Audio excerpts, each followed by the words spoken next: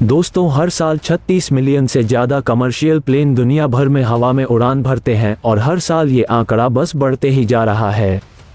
ऐसे में एक कमर्शियल विमान ज़मीन से लगभग 50,000 फीट ऊपर उड़ता है, लेकिन वहीं पर बाकी कई विमानों और हेलीकॉप्टर है जो कि बस 25,000 फीट तक उड़ते हैं। तो ऐसा क्यों? और इतनी ऊंचाई पर उड़ने पर भी विमान का पायलट आसमान में रास्ता कैसे ढूंढता है और रात को नेविगेशन करना कितना मुश्किल होता है? इसी के साथ ऐसे कई सवाल हैं जो आपके मन में एक ना एक बार तो जरूर आए होंगे, और आज उन सब का जवाब आपको मिलने वाला है, इसलिए बने रहना इससे वीडियो के अंत तक।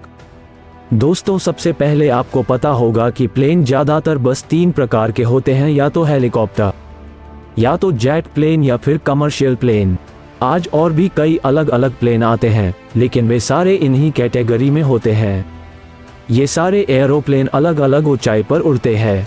जब आप प्लेन में सफ़र करते हैं तब आप आसमान में बहुत ही ऊंचाइयों पर होते हैं, क्योंकि कमर्शियल प्लेन आमतौर पर 30,000 फीट से लेकर 50,000 फीट के बीच में उड़ते हैं, और वहीं पर जो नॉर्मल हेलीकॉप्टर होता है तो बस 10,000 फीट तक ही उड़ता है। इसलिए हेलीकॉप्टर को हम कई बार अपने ऊपर से उड़ते हुए देखते हैं और वे हमें हमारे काफ़ी पास लगता है। ऐसा इसलिए होता है क्योंकि हेलीकॉप्टर को ज़्यादातर बहुत ज़्यादा दूरी का डिस्टेंस ट्रैवल करने के लिए इस्तेमाल नहीं किया जाता है। अगर किसी को एक देश से दूसरे देश जाना है तो वो हेलीकॉप्टर का इस्तेमाल बिल्कुल नहीं कर सकता है। वहीं पर आमतौर पर हेलीकॉप्टर का इस्तेमाल बस कुछ दूर जाने के लिए किया जाता है, या फिर सामान को यहाँ से वहाँ ट्रांसफ़र करने के लिए किया जाता है। ज़्यादातर जो हेलीकॉप्टर होते हैं मिलिट्री के हेलीकॉप्टर होते हैं, और हेलीकॉप्टर को रेस्क्यू के लिए ही इस्तेमाल किया जाता है, क्योंकि हेलीकॉप्टर कम हाइट पर ज़्यादा स्टेबल उड़ सकता है। वहीं पर प्लेन के साथ ऐसा करना बहुत ज़्यादा मुश्किल है। इसके बाद आते हैं जेट प्लेन, जो कि ज़्यादा से ज़्यादा 25,000 फीट की ऊंचाई तक उड़ते हैं। ये जो जेट प्लेन होता है ये भी ज़्यादातर मिलिट्री पर्पस के लिए इस्तेमाल में लिए जाते हैं, और ये इतनी हाइट में इसलिए उड़ते हैं क्योंकि जेट प्लेन में टर्बो होता है, और टर्बो के काम करने के लिए ऑक्सीजन होना बहुत ज़्यादा ज़रूरी है। वहीं पर अगर आसमान में ज़्यादा ऊपर प्लेन को उड़ाया जाएगा तो फिर ऑक्सीजन का लेवल कम हो जाएगा, और वहाँ पर जो जेट प्लेन है वो इतने ज़्यादा तेज़ी से नहीं उड़ पाएंगे। इसलिए जेट प्लेन को 25,000 फीट तक ही उड़ाया जाता है, क्योंकि उसके बाद ऑक्सीजन लेवल काफ़ी गिर जाता है। और रही बात कमर्शियल प्लेन की, तो उसको 30,000 से 50,000 फीट के बीच में इसलिए उड़ाया जाता है क्योंकि इसके बीच ऑक्सीजन कम होती है और एयर मॉलिक्यूल पतले होते हैं।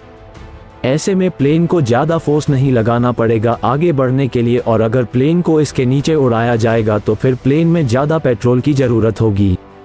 इसके साथ ही प्लेन काफ़ी ज़्यादा वाइब्रेट करेगा और आपको बहुत ज़्यादा झटकों का सामना करना पड़ेगा।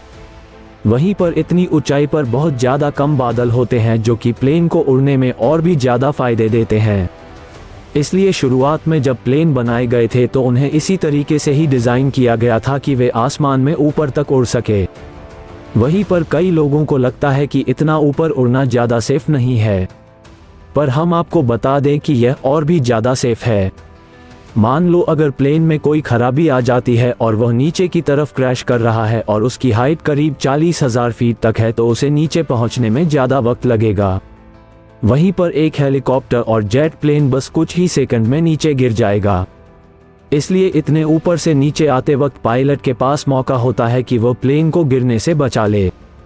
इसी के साथ प्लेन को और ऊपर उड़ाने के और भी कई फ़ायदे हैं, पर थोड़े बहुत नुकसान भी हैं, लेकिन उन्हें काउंटर करने के लिए हमारे इंजीनियर्स ने बहुत मेहनत की है। अब आपको ये तो समझ में आ गया कि प्लेन इतनी ऊंचाई पर क्यों उड़ते हैं, लेकिन प्लेन इतने ज़्यादा ऊपर उड़ने के बावजूद लोकेशन का पता कैसे लगाते हैं, यानी कि उन्हें डायरेक्शन का पता कैसे लगता है कि उनकी डेस्टिनेशन कहाँ पर है। कई लोगों को ऐसा लगता है कि वो आसमान में उड़ते हैं, यानी कि वो कहीं पर भी उड़ सकते हैं आसमान में और आराम से अपनी डेस्टिनेशन पर पहुंच सकते हैं, पर ऐसा नहीं है। बिल्कुल जैसे हमारे पास रोड होती है वैसे ही प्लेन के पास भी एक रास्ता होता है जिससे उसे फॉलो करना पड़ता है, और अगर कोई पायलट वो फॉलो नहीं करता है तो उसे पेनल्टी दी जाती है, क्योंकि इन रास्तों को बहुत ज़्यादा सोच समझकर बनाया जाता है। हर एक बात का ध्यान रखा जाता ताकि आगे जाकर किसी भी प्रकार की गलती ना हो। आज तो रेडियो सिग्नल और जीपीएस नेविगेशन का इस्तेमाल किया जाता है, लेकिन पहले ऐसा नहीं था। पहले के ज़माने में पायलट बड़े बड़े या फेमस लैंडमार्क को देखकर रास्ते को तय करते थे। यानी कि कोई बहुत ही बड़ा पहाड़ है तो उस पहाड़ को एक मापन के तरीके से इस्तेमाल किया जाता, जैसे यहाँ से बिल्कुल सीधे जाना है या फिर कितने डिग्री पर टर्न लेना है। हर चीज़ को याद रखा जाता था। इसके साथ उस जमाने में रेलवे ट्रैक का भी इस्तेमाल किया जाता था प्लेन के रास्ते के लिए, पर इसमें क्या होता था कि प्लेन को काफ़ी घूम फिर के जाना पड़ता था। लेकिन इसके बाद अमेरिका के कुछ लोगों ने काफ़ी अच्छा आइडिया इस्तेमाल किया। उन्होंने कई जगह पर बहुत ही ज़्यादा बड़े बड़े एरो बना दिए। ये ज़मीन पर बने एरो इतने ज़्यादा बड़े होते थे कि पायलट को आसानी से वो आसमान से जाते थे। लेकिन और एक समस्या सामने आई कि ये रात को नहीं दिखते थे। पायलट सुबह तो इन्हें रोका इस्तेमाल कर लेते थे, रात को ये बिल्कुल विजिबल नहीं थे। ऐसे में काफ़ी समस्या होती थी और फिर इसका हल निकाला गया और इन एरो के बाजू में लाइट्स लगा दी गई। फिर जब रेडियो वेव्स और जीपीएस नेविगेशन का इन्वेंशन हुआ तो इसके बाद इसी का इस्तेमाल किया जाता है और हर एक प्लेन के लिए जीपीएस नेविगेशन में खास तरीके का रास्ता बनाया जाता है जो कि सारे पायलट को मानना पड़ता है। ये सारे रास्ते जो होते हैं वो लैंडमार्क को देखकर बनाए जाते हैं। दोस्तों, इस वीडियो में इतना ही। हम मिलते हैं एक और रोचक वीडियो के साथ।